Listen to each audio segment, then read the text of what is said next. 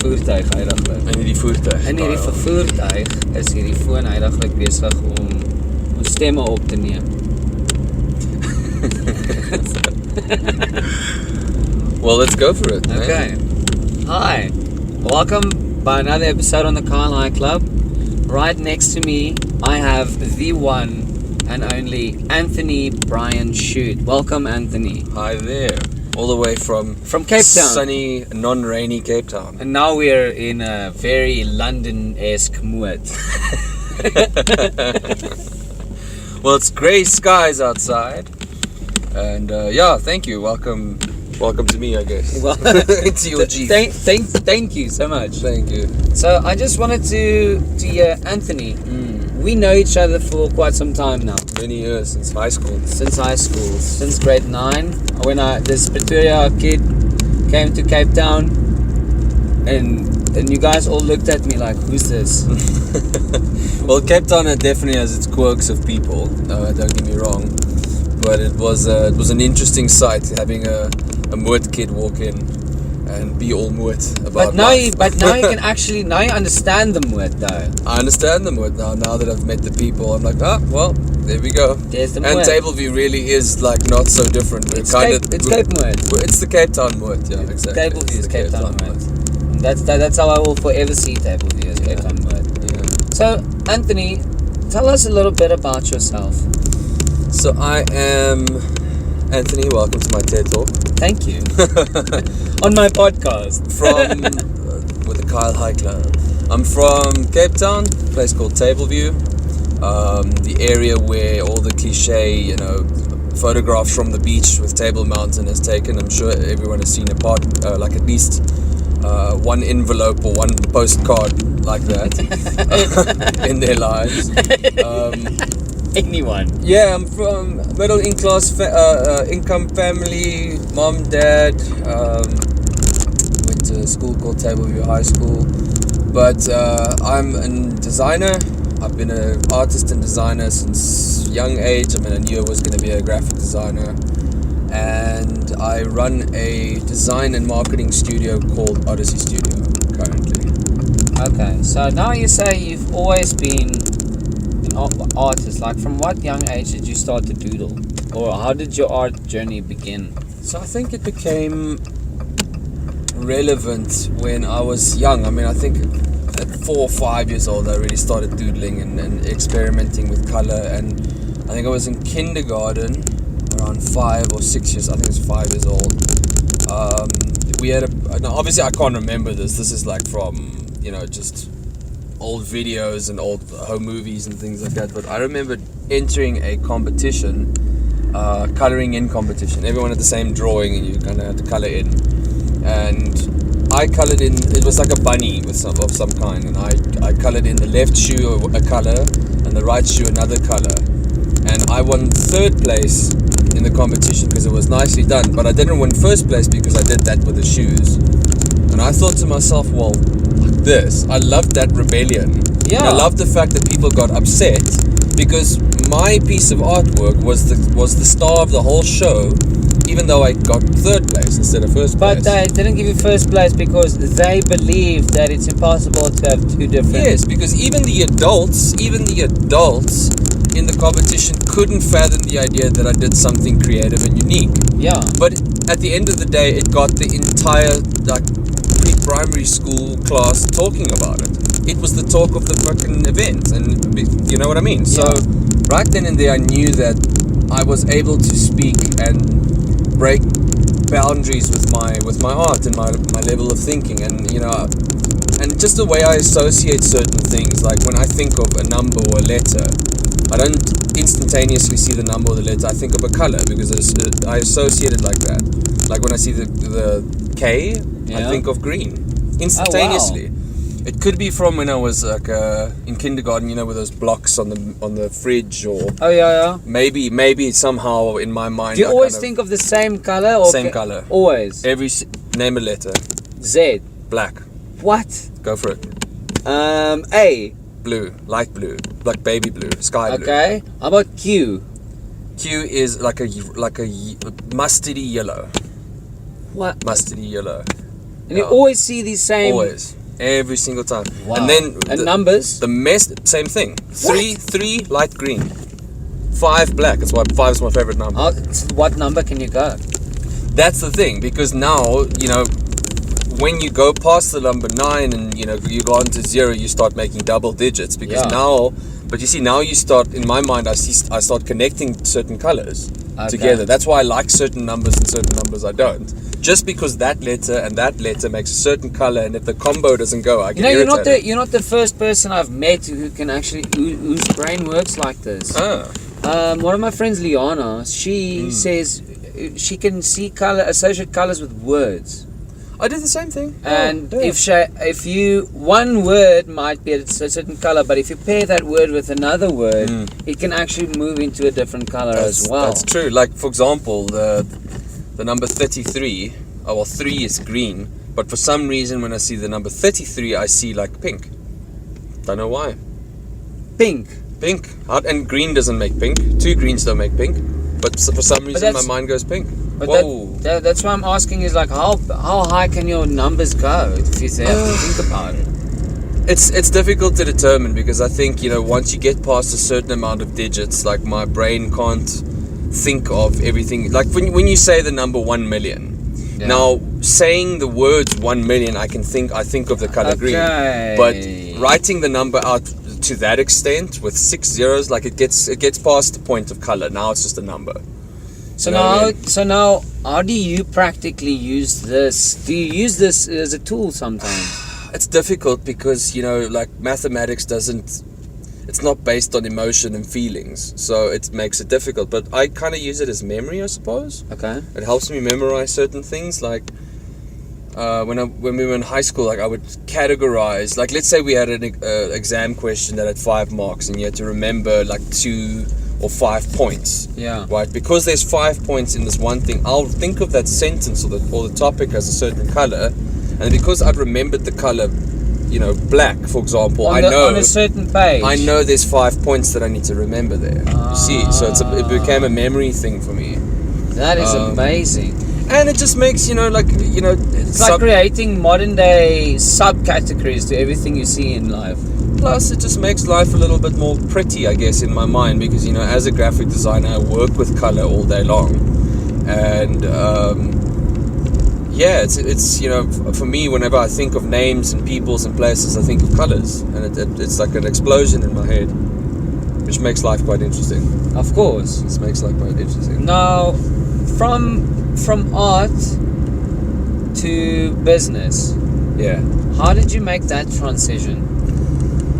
So, well, it's funny we spoke about the bunny earlier, because it's so true. Like, I was in a marketing agency, quite a well-known one in South Africa, at the point called Quirk, for 4 years. Loved it there. I mean, it was, you know, everything you want out of an advertising and marketing agency. It was fun. It was creative. I met the most incredible people that I all still work with, by the way, through some kind of train or thought. That is awesome. Like, literally, we joke about it all the time. I mean, we climb onto Zoom calls and international calls, and the people I work with in Amsterdam are the same people I used to work with at Quirk back in the day. Like, everyone still works together. Like, it's an amazing little tight family that we created in that company. But after a few years, because it was my first real, I mean, I've had odd jobs before that, but like miscellaneous nonsense things, but this was my first real job in my career as a designer. And after a while, the business owner at the time sold the business to a global conglomerate, and it made the company feel a little bit corporate-y. Now, corporate structures work for a reason. I mean, you know, clearly there are businesses that work very well with a massive corporate structure, and that's great. But, you know, as an artist and as the people doing the grunt work, you know, at the bottom of the rung, I felt that they were being taken for a ride. Hold on, we just dropped the phone here. Let me just get it. Is it still doing its thing? No, hold on, let's see. Oh, just gonna eat it. Whoa. No, it's still going. Still going, okay. Okay, anyway. Okay, jy moet nou beheer wees vir die foon. I'll just hold it. How about that? I'll just hold the phone. Okay, hold the phone. Anyways, just hold the phone. Hold the phone, man. Hold the phone. Okay. So anyway, so you know, like, but after a certain amount of years at Quirk, I just thought to myself, like, you know, like, I'm a child and I'm not, you know, mature enough to understand how business works, but yet I couldn't help but feel the need to do things differently. Yeah. You know, I just same business, same kind of output, but a different level of service, a different mindset around the people that work with me. Because when the business turned into a global conglomerate, it became stale. What is it that you want to do differently? And people, I'll tell you now. And people became not as, you know. Let's put it this way. I wanted to create, or want to create, or busy creating rather, an environment where people are, designers and creatives and people are begging to work with our business. Yeah. They're begging. They're a queue around the freaking corner to work at the business. Why? Because instead of watering down the money and having so many pieces of red tape and just nonsense costs on everything, costs on costs on costs, you know, the designers and the senior designers create a quality product. The designers are the heroes of your campaigns. The copywriters that write your copy are the heroes of your marketing strategy. The client service people that work on your brand are the heroes of managing your brand and making sure that when you're in the public light, you are seen as this incredible global structure and this brand and this company. You know what I mean? So those people need to become the heroes. So we put a corporate structure together where those people can be seen as the heroes, paid like the heroes, and feel like they're still independent people.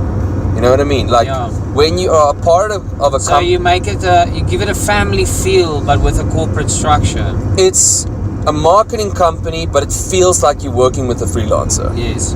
It's that personal one-on-one relationship. Like, honestly, I say to everyone I work with, my partners say the same thing. They're like, you got to treat your client like you're dating them. Yeah. If they message you at 11:30 at night because they have an urgent something that needs to go out, and you know they've got no one else to turn to, and because their boss is on their ass, or you know they've got a massive meeting with a very important client the next day, answer that text, message them, talk to them, make them feel special, make them feel like every single piece that you work on is your last one, is your only one that you work on, because the clients appreciate that. And one of the big philosophies that we have in our business is the most important output of our business, more than the design products, more than the portfolio pieces, is customer satisfaction. Not just customer happiness, satisfaction. So that when they go out, when they leave your business, you know for a fact they're either going to come back to you for reoccurring work because they trust you now, or tell people to go or to you. Tell people. And the telling people, the referrals, you know, people, that's organic referrals. People underestimate the unbelievable power of referrals.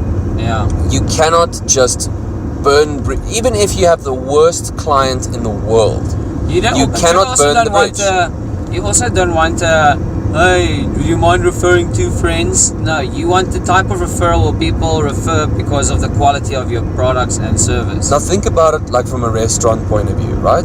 You go to an amazing restaurant somewhere in town, you go and the waiters come and like they pull the chairs out for you. Yeah. You know, they call you sir and ma'am, and they look you in the eye. They ask you every few seconds, like, can I help you? Can I bring you this? Oh, we brought you some extra bread just for free. Now, it could be a company policy, but the clients don't have to know that. The waiter can come in and present it as, the client will you know what? I know that we're not technically supposed to do this, but here's some extra bread for you. I'm gonna give you a refill on that wine for free. Is that okay, sir?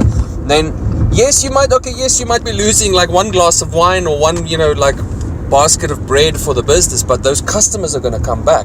And if you have an amazing experience at that business, you're going to tell every single friend that you know. Exactly. When Michelle and I, my unbelievable girlfriend, when we go to an amazing restaurant, the first thing we do when we had a great experience is tell her mom, tell her dad, tell her aunt, tell my mom, tell my sister. You know what I mean? And that word spreads quickly. So that's a much more organic growth of business, because you know everybody going there are going there for that type of aesthetic or that gimmick or that specific thing. So you get the right clients to come to the right place. Yeah, exactly. Instead of someone getting disappointed due to a wrong referral. Exactly. And I think the reason our business is, successful to the point where we are is because we've got that independent contractor feeling, that freelancer feeling, because technically the people that work with us are independent people standing on their own 2 feet. Yeah. If you work for a big company, and don't get me wrong, I'm not taking it away from people that work for big companies, that's fine. You can make a very successful career working for other people. Yeah. But I know for a fact the people that we work with are people that are entrepreneurial, that don't like having a boss. The reason that we've gained success is because those people aren't working for someone else. They feel that every product that they have to put out is their reputation. Not their business's reputation, their personal reputation. Yeah. So the work that goes into it is 10 times better because their ass is on the line. You know what I mean? Literally, with us, including with us. We've had a few designers and people. More specifically, a web developer, I hope they're listening to this, a web developer that messed up big time. And that's our reputation that goes intertwined, and we're never going to use them again. Yeah. So it's important. Your reputation is super important. But it's a good thing because, when people realize that their ass is on the line, they deliver the best that they can, which makes everyone look good. How did all of you guys get together and decided that you guys are going to start with Odessey? So, as I said, I worked at Quirk for 4 years, and then after 4 years, I decided to step out and try the freelancer life, which I did for about 2 years. Jared worked at a well-known place called Triggerfish, which was a gaming and animation kind of studio. They worked on massive brands. I'm talking like Disney movies and those kinds of things. It was incredible. So he was considered the unicorn of his company, and so was I. And Stacey worked at the Vashini Group, at the head office, like the main office, and was she was so versatile in how she works. She was everything from interior designer to visual merchandiser to everything. And then after a little while, Stacey approached me, and because I've known Jared since we were kids in Tableview, and she approached me and she said, I need some help as a freelancer. Can you help me? I took her under my wing, and for about 2 years she did freelance with me. And then in October 2018, they invited me to Jerry's, which is one of our restaurants. Shout out to Jerry's Burger Bar. And we got together and we looked each other in the eye, and we just, Jared made the proposal, like, you're a freelancer, she's a freelancer, I'm a freelancer. What if we still continue on that same effort where we're personal and we're in touch with our clients and we have that, one-on-one feeling, but we help each other with the admin? Because that's the thing that puts people off becoming an entrepreneur, working for themselves, is it's not just the design work that you do. You have to talk to the clients constantly. It's the documentation, it's the doing your invoices, doing your taxes, it's all the nitty-gritty crap that comes with it. Yeah. And we thought, let's just share the load doing that. That is such an awesome way to actually think about it. Let's share the load. Be able to all focus on our work. Yes. But all of the shitty things that causes us to actually not be able to do our work. Yes. Let's share that load together. Yes, and we share that responsibility. And because we were able to share that massive responsibility, we were able to add more line items to that, and we were able to produce better work, because now we're also working together. Because I got an amazing UK client, for example. They'll send us a request, and I'll say to them, hey, by the way, my business partner in the same business runs a 3D department. Yes. You guys have products. I know products need to be 3D rendered these days because photography is quite static. Stacey just happens to also build websites. Yeah. Because we are now a trio of, well, at least the shareholders in the business, the three directors, which is us three, we are a graphic design, visual merchandising, in-store, virtual store, and all branding things throughout. we're an holistic approach to a brand. So when they give us a brand, we don't just do one little poster or one little piece of packaging. We tackle the entire brand from beginning to when it goes out into the market in all the touch points. So yeah, it was all about sharing the load. And it's actually such a brilliant way to think about it, because that was it. You know, we're a bunch of people, and unfortunately these type of expenditures forces me to actually not be able to do my job properly. Exactly. And if you can create the environment where you guys can literally just focus on what is important, like your jobs and your work, the rest will come easy. And that's such a brilliant approach.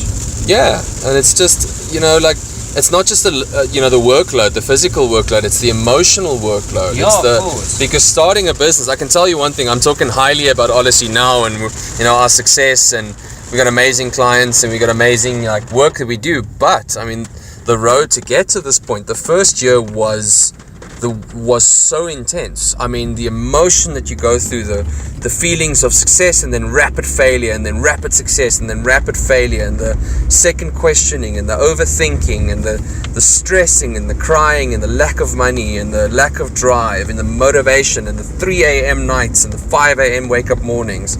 You know, there was often weeks where I would wake up on the Monday and I just would not go to bed until Friday. And I shit you not. I mean, I would work straight through. I wouldn't shower, wouldn't eat, wouldn't brush my teeth. But that is exactly what you talked about earlier, that obsessive feeling. Yes, exactly. Like I was, just to catch everyone up, Carl and I was talking earlier about this topic, or kind of about this topic before the podcast, and we were just tackling the topic of, you know, success and how you have to treat your want and desire for your goals as an obsession. It has to be an addiction. Yeah.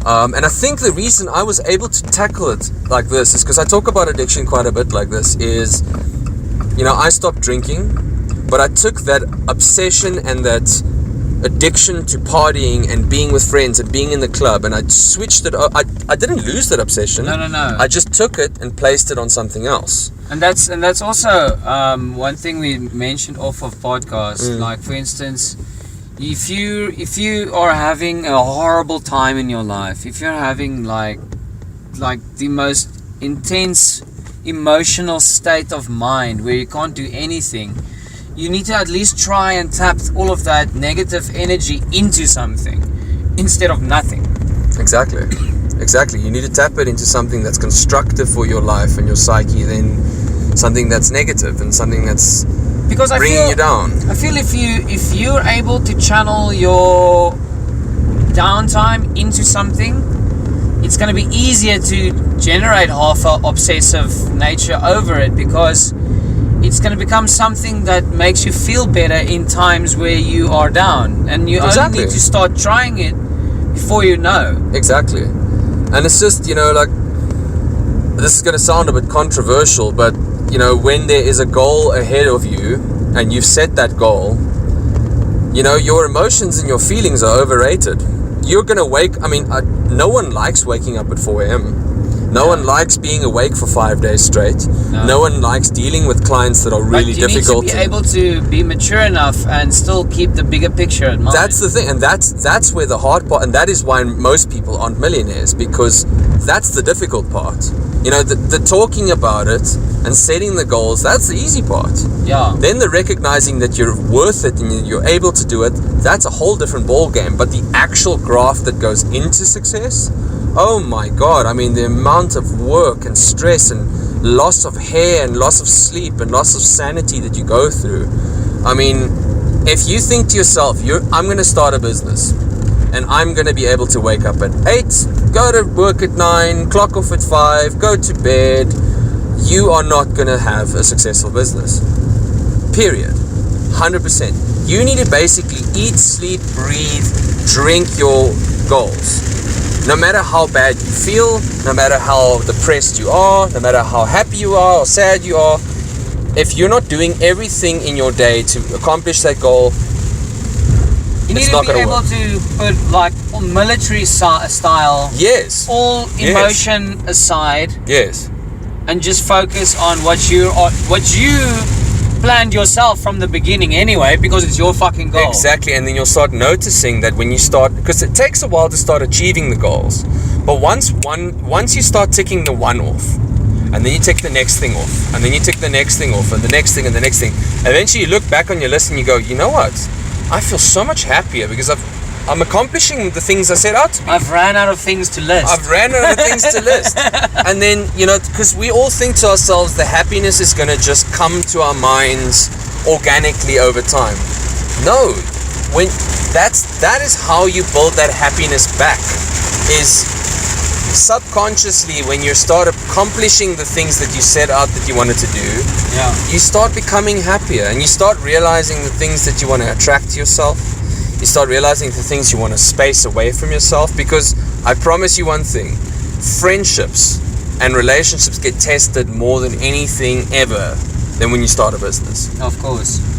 Like, you can have a group of 50 friends. You start a business, you'll see the amount of people that A, support you. Yeah. You'll see the amount of people that B, trust in what your business is. Yeah. But 90% of those people are going to be like, you know what, who are you? You're just a dude from middle income. What do you know about big business? You don't know anything. 90% of people are going to doubt you because they cannot fathom the idea of doing it themselves.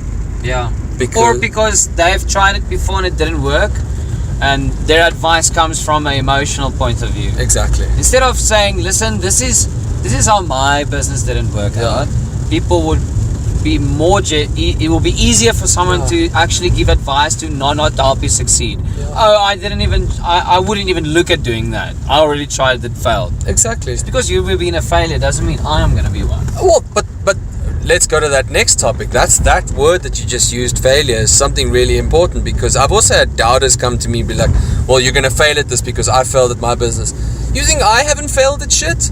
I have failed an insane amount of times at a lot of things. Many things. I've got 80 kilograms of powder in my house. not any drugs, people. Just body powder. Next thing you got the freaking SAPD knocking on your door. I've heard all of you guys go. Luister, hoor. 80 kilos. 80 kilos poeier. Dis baba poeier. Jammer. No, but the thing is, what I say is, I think if you can't make your last failure your best teacher, you will also not be emotionally ready to take on any other thing that might potentially knock you down in a business, and that will make you fail. But the thing is, you got to change your mindset. Instead of trying to, sorry, we're in the car and you might hear the rain sounds and motorbikes and motorcycles and things. We're just taking a cruise here. This guy thought it would be it would have a whale of a time to get out his Harley on a very rainy day. Yeah. And drive around. He's having the best day. Yeah. Anyway. But I go out and look for failure. That is intense. Why? You go out and look for failure. I look for it. I go and find it because those are the best. Those are the best lessons. They are because think about it. Purposely go out to fail. Well, no, but what I'm saying is, I try because let's say put this in theory. Yes. Let's put it in a theory so that people can understand. So let's say you're trying something, right? Let's say am I trying? It doesn't matter. Let's say you're trying to do a pull-up. Okay. Right? 9 when you first start doing it, out of 10 times, 9 of those 10 times you're going to fail at it. Okay. Because it's not exactly easy, but every single time you do it, you learn a little bit more about what you're not supposed to do. You learn a little bit more about what you're supposed to do. So at the end of the day, now, where you saw failure as things that you need to avoid, now when you realistically and holistically start looking at it, you're like, but these failures have directly given me the building blocks to put on top of each other. Yeah. So that now eventually, now I've packed all these building blocks on top of one another. Now let's say I've tried 50 times and I've only gotten it right twice, right? That's now 2 out of 50. That's 4% successful rate. But now, think about it, 48 times I've failed. So I've got 48 lessons that I've learned. Yes. So now I get to number 51. Okay, now I got it right. Now I got it right. Now I get to 52. Almost that time. 53. hang on, now I'm doing a pull-up. 54, I'm doing a pull-up. 55, doing a pull-up. 56, pulling a pull-up. Because now you've stacked all those failures, aka lessons, on top of one another. Now you know for a fact, here are the things I don't need to do. Here are the things that I do need to do. Here are the things I need to avoid. Here are the things that I don't need to avoid. You know what I mean? Lessons on lessons on lessons on lessons. And that's how you gain success. What the hell's happening here? We just pulled up here into a mall, and there are people. I think that might be a rugby player or someone. They're taking photos with random people. They're taking pictures of the sky. Why are they taking pictures, and there's pictures of people? I don't know. I think we might have just gotten We're driven into the twilight zone. Why are we in a...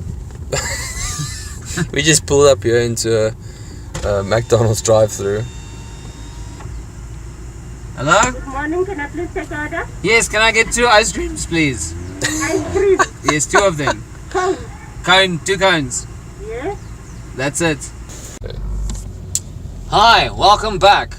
We just took an intermission to buy some ice cream and answer a telephone call.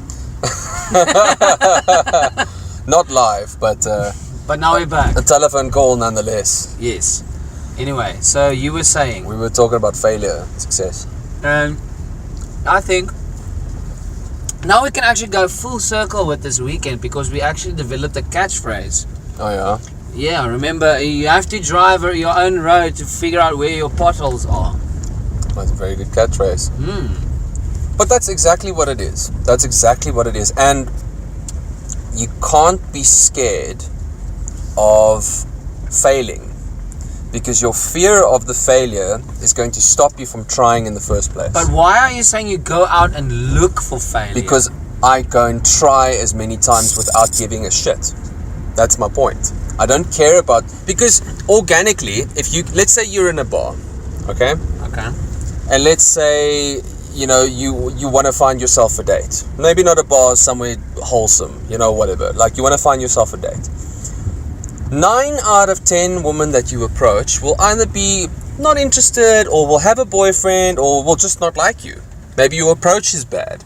Maybe let's say you're very new at this process, right? Or you're ugly. Or you're just plain ugly. But that's the thing. That's just an obstacle, right? Yeah. That's just an obstacle. We know for a fact that being ugly is just an obstacle when it comes to relationships. It really is. But let's use that as an obstacle, right? Okay. Your first time that you go and approach someone new that you want to date, either man, woman, or whatever, you are gonna do terribly. You're gonna say stupid things, you're going to say the wrong thing, you're going to embarrass yourself, you're going to, you know for a fact you're going to get rejected. Okay. Now, a lot of people are too scared to approach a potential significant other because they're scared of the rejection, because rejection hurts. It does. Rejection sucks. No one can say they like rejection. No one loves... I can say I love rejection. You love it. But that's my point. That's the point I'm trying to make, is I know for a fact that if I go and try 9 times, I will learn from the 9 times. So let's say you're the ugly dude that now wants to go, right? You know now that your first approach was bad because, well, you need to learn about misogyny, and you need to learn how to not say certain things to put a woman off, right? Yeah. So that's now a lesson that you take into your next time. So the next time you're going to approach, maybe you're less awkward in the words that you say, but maybe you say things that are a bit boring. And they find you a bit boring, and because you're not the looker at the same time, you're not going to get much attention, right? So then the next time you go and approach, now you go and watch a little stand-up comedy, maybe, sorry, someone just ran a what do you call them in international language? Roundabout. Traffic circles. Yeah, roundabout. Roundabout now. Sorry to say, the others didn't make it. Ek gym saam met hom, by the way. Wel nie saam met hom nie, hy's aan my gym. Arne Karsten. Ja, Well, jy seriously. het gegaan van gym saam met hom na hy's in jou Well, gym. he's in my gym. I said hi once. Okay. Anyway, but it was so funny. I was listening to one of their songs, and I looked up, and there's the dude like squatting. I'm like, oh my word, that's crazy. But anyway, yeah. Shout out to Ardo Carsten, machine in the gym. What was I saying? Oh yeah. So then you now know. Okay, cool. No misogyny, no awkwardness, and be a little funny. So now you go learn some jokes. Right, go learn some opening jokes. Then you go and approach, you get some laughs, but they're not that interested yet because, let's be honest now, you're wearing freaking sandals and shorts. Not attractive. So now you learn, okay, now, cool, no misogyny, talk like a gentleman. Number 2, I need to be a little bit funny, I need to be approachable. Number 3, okay, cool, now I need to go and dress nicely. So now you go do some research. Cool, ladies like when I wear a collar shirt. Ladies like when I wear this kind of shoe. Now on your 9th or 10th attempt when you're going in, now you're charming, now you're witty, and now you're funny. And I can promise you when it comes to any woman or certain men in life, depending on your preference, you can get away with murder if you are funny. Okay, but You can be an ugly guy and you can come... But what the overall point of my story is here, imagine you were too scared to take that first step. I think right? that is the biggest problem 90% of the world has. But that's what I'm trying to say is you cannot be scared of taking that first step, because think about it now. Think of that entire lesson that we just spoke about now, right? Now at the end of your 9 failures, you dress better, you smell better because you probably learned how to use cologne. You know that you need to be a bit funny, you need to be witty, you need to be charming, you need to not be misogynistic. Even if your 10th attempt is also a failure, look at all the lessons that you learned. Yeah. Now when you take it to the next person or the next person or the next person, you're going to always, it's not like you're stepping backwards, you're always stepping forwards, you're always learning something new. The trick is you have to tell yourself that the failure or the rejection is okay. It's a good thing. That's why I say I go chase the failures, because that basically means that I go and attempt things 100 times and I'm not scared to have the failures, because most of them are going to be failures. Yeah, but what I wanted to say about rejection is no one likes rejection, but you can like the outcome of it. No one likes squatting 100 kilograms, but everyone likes a nice booty. So when I say people fear rejection because rejection isn't nice. Nobody likes rejection, but that's where it boils down to is if you need to change your mindset, say, to a point where you look at the bigger picture. Yeah.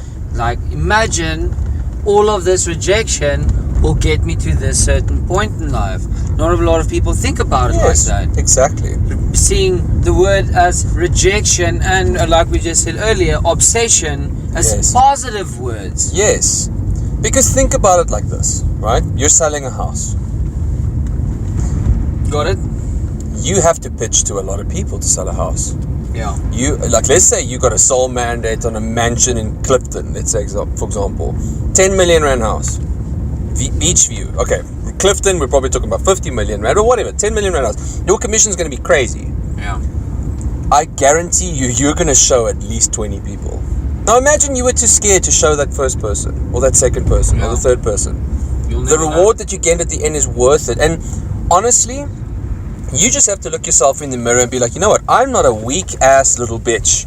I'm not going to allow this one person that has one opinion about me to dictate the rest of my goddamn life. Because that happens quite often. Someone will go in with an idea. I've got this business I want to start. Yeah. And then and you know it's going to be good. You feel it in your heart.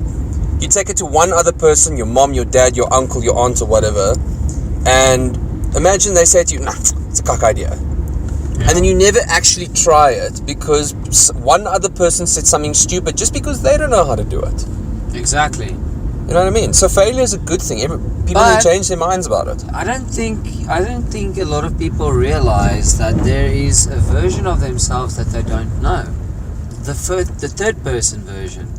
For instance, there's a whole entire world that I know of you that you don't know because you can't see yourself in the third person. In the third person. Yeah. And you might think something, you might see something from your view, but people around you see how you react, your real reaction. Yeah, that's true. And if you take your opinion from someone who don't know you for who you are, you're going to believe that about yourself. Yeah. That's why it's important to surround yourselves with people who bring value to your life, because those opinions from people about you, you get to learn that third person version of yourself a lot more accurately than taking the information from somewhere that you can't even trust. Exactly. It's like a whole different new opinion about yourself that doesn't even exist. And I gotta, we gotta give a bit of a plug in here with our the main man, Gary V, well known on Instagram. People don't actually give a fuck about you. And that's it in a nice way. Like, the person that gave you that negative comment, 5 seconds later, they'll forget about what they said. While you carry that thought around for years and years and years, possibly forever. That can change your whole entire life. People have come to me and have told me something that I might have chirped them once or twice in school or after school that I didn't even know about, I forgot about, but has affected them forever. Yeah. You know what I mean? I mean, you do it, everyone does it at some point. The trick is you have to train your mind to be able to be better and rise above absolutely any conversation, anything. That's the difficult part. And that's why a lot of people can't be successful, is because they will get beaten down by the rejections, beaten down by life, and be like, you know what, I've tried and I give up. Yeah. Because the failure got to them. Failure, you need to see failure as a good thing, because it is a good thing. And life is short, man. Imagine you go through life without trying stuff. Yeah.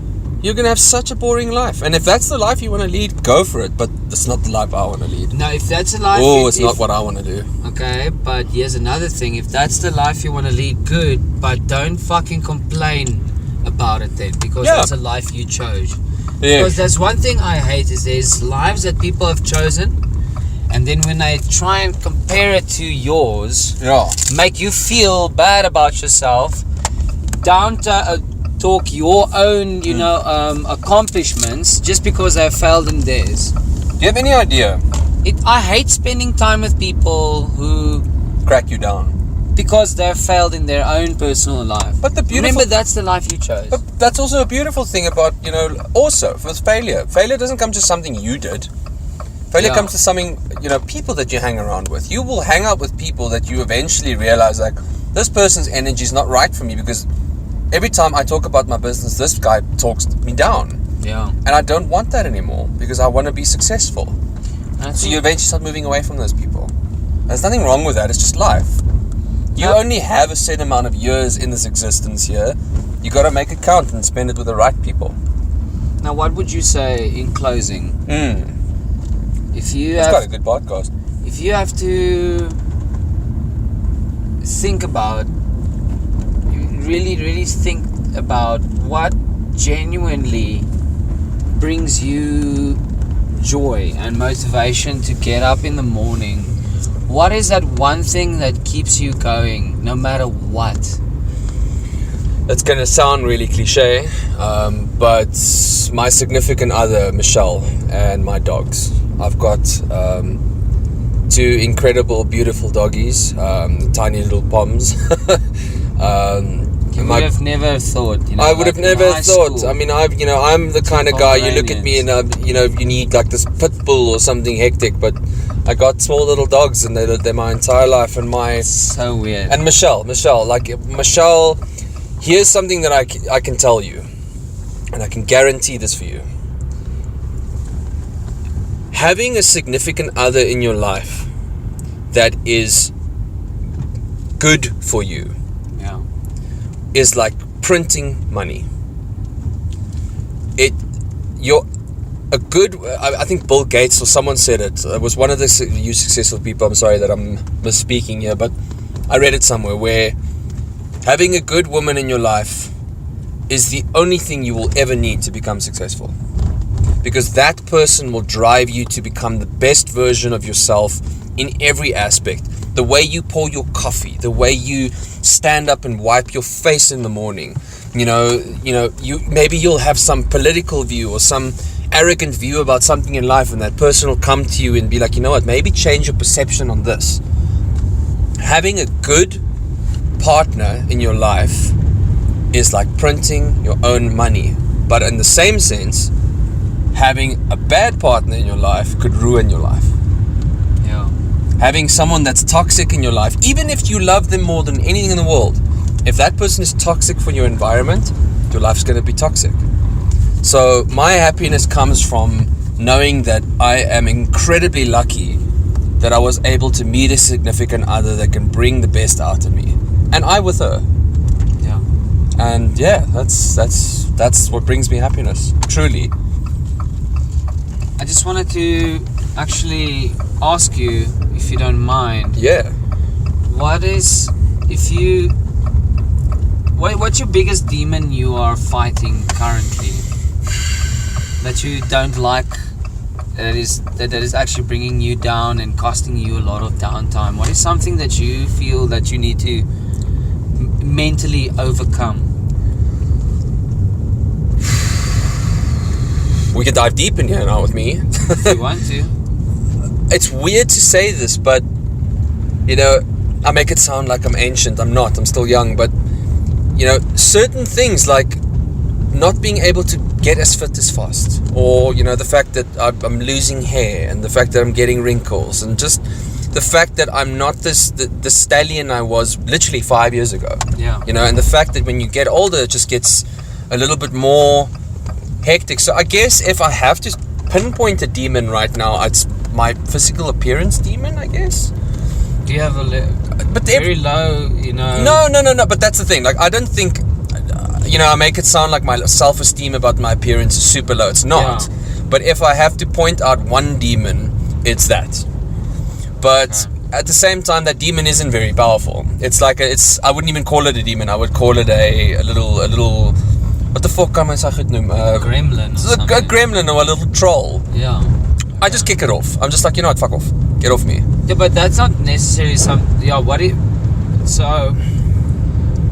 you are trying to become fit in order to, you know, be able to do what you're doing longer, correct? I just want to live a nice long life, and it's not necessarily about, because personally I'm not really scared of death. I understand that we're here for a time being, and I understand that we're squishy beings and we can die at any point and then we're done and then that's it. I don't really care about it for myself, to be honest with you. Yeah. I know that I have a significant other with family, and you know, if Michelle loves me even half as much as I love her, the idea of not being able to grow old with her would destroy me.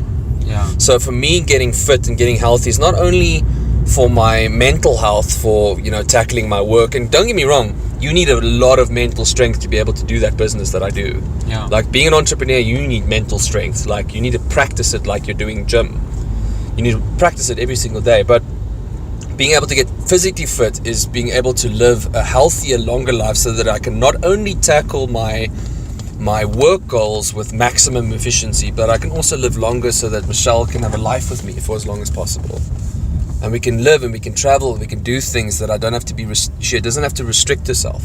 Yeah. Or have to go through the life thinking like, oh man, he's getting unfit and he's gonna just, you know, not be able to, you know, I don't want anyone to have a heart attack at a certain age or a certain thing. Anyone that's listening to the podcast, we're relatively fit guys. We're not moaning about anything like this. We're just, you know, just so you know. We're not, and you know, because we just ordered ice cream. I don't want everyone to think we're sitting here like, no.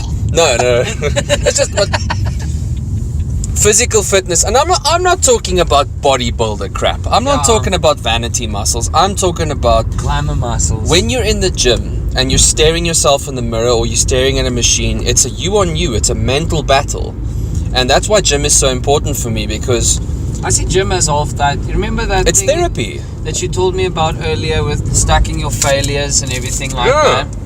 That is how I learned to actually take your progress into account, no matter how many times you would, for instance, relapse or not go to gym, and not throw away your current progress that you made. So it's thanks to gym that I can actually switch over to that type of mindset and apply it in other aspects of my life as well, and not just physical, you know, gymming, but mentally as well.